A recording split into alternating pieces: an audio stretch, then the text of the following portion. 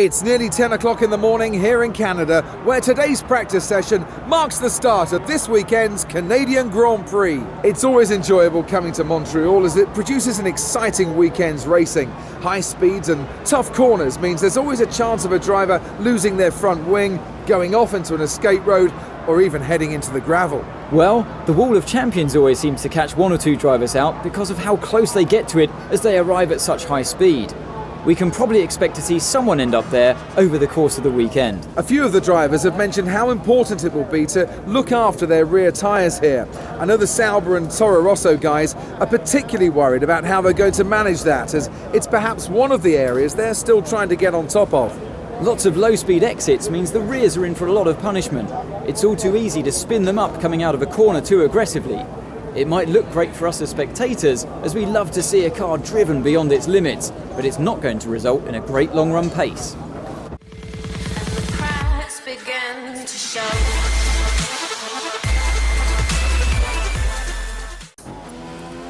Hello everyone and welcome to Formula 1 2015 for this 7th episode of my Verstappen career. We are here at Canada for the qualifying lap. I don't actually remember how well we did because I recorded some episode in advance to get you guys some videos while I'm gone in France for 2 weeks. Afterwards I have 1 week to make a shitload of videos again, and then the last week of the holidays I am gone again. So it's gonna be pretty tough for me to make videos, so if I leave too many days in between, well, you know why, I guess. So we are momently in P11, catching up to Hamilton, P9 now. Canada always a really, well, I've already found it a really nice track. You have to be so quick and brake so late everywhere, a bit of a stop and go circuit as they call it. And yeah, I don't know, I find it so nice, just with the flow and everything. And well, when you like a track, you're just bound to get some good results.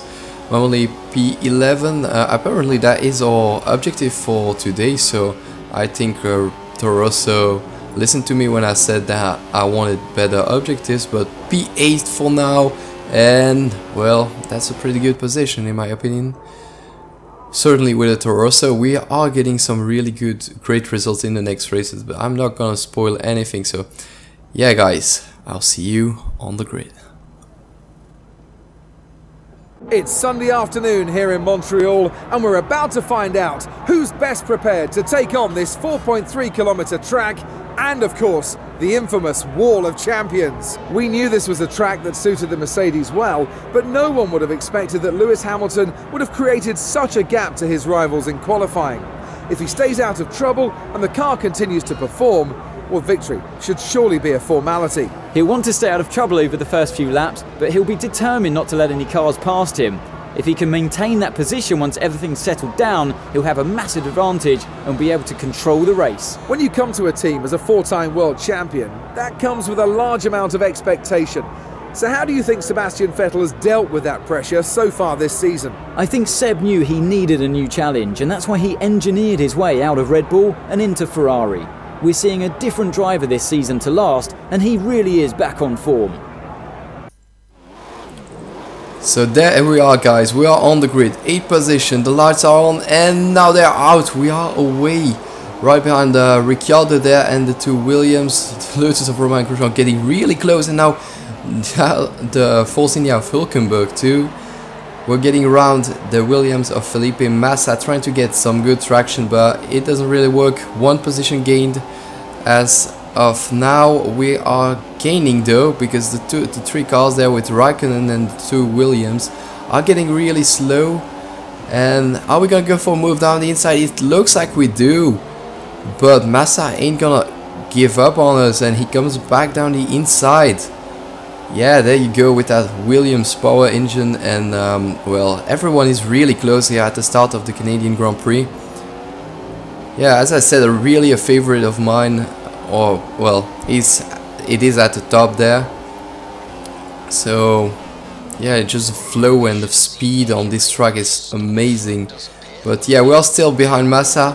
We're gonna try and gain a bit of time on him down the chicane with the World of Champions there.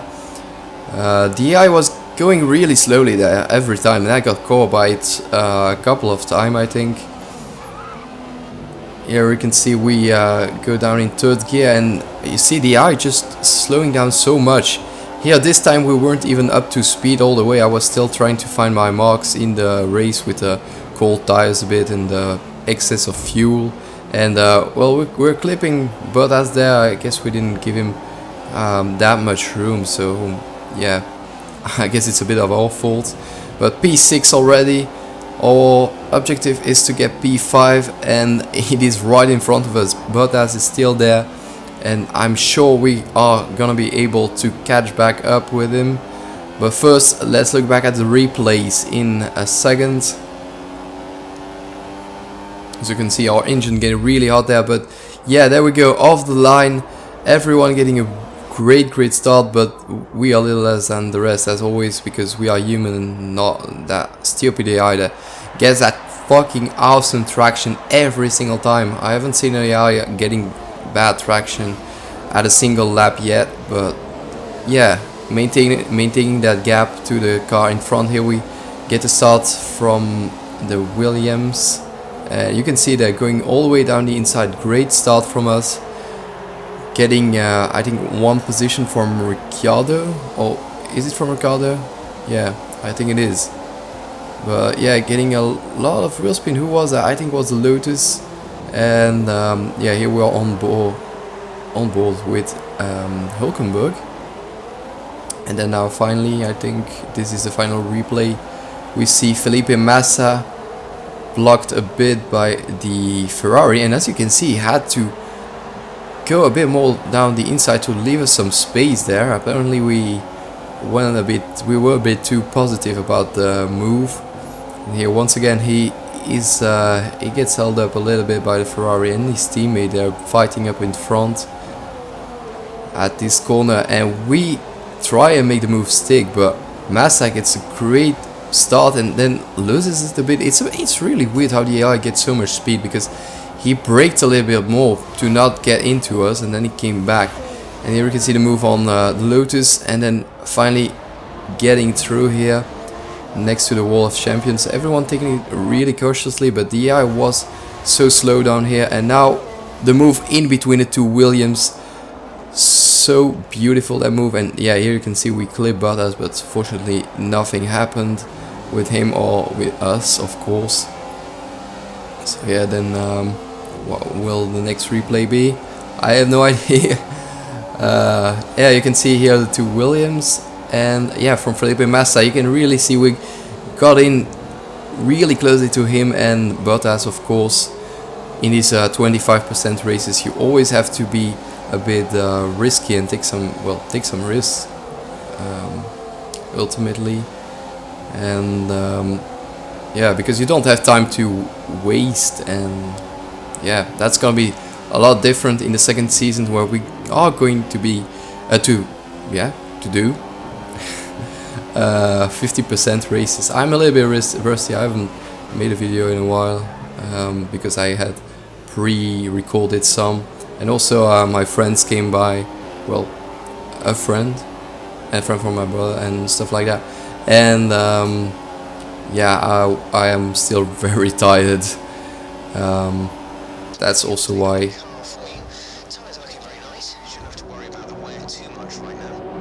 Yeah, of course, the engineer says that when we are scheduled to come in, but well, not really scheduled. We just decide to go one lap earlier in, because that what happened in Monaco was absolutely awful. If you haven't seen it, go check it out.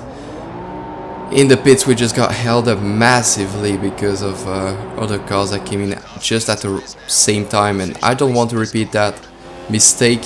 Also, engineer, stop talking please. I mean, I put him on critical and still talking gibberish about stuff I don't want to know. I mean, he's talking about Rosberg winning the race, while that is totally not applicable for me, since I'm like racing for 7th place with Ricciardo or something like that. Well, I don't know, but yeah, I've tried to get in some recordings in advance to make sure that I have still content for when I'm on holidays. But what was Ricciardo doing there? completely parking it there on the final chicane.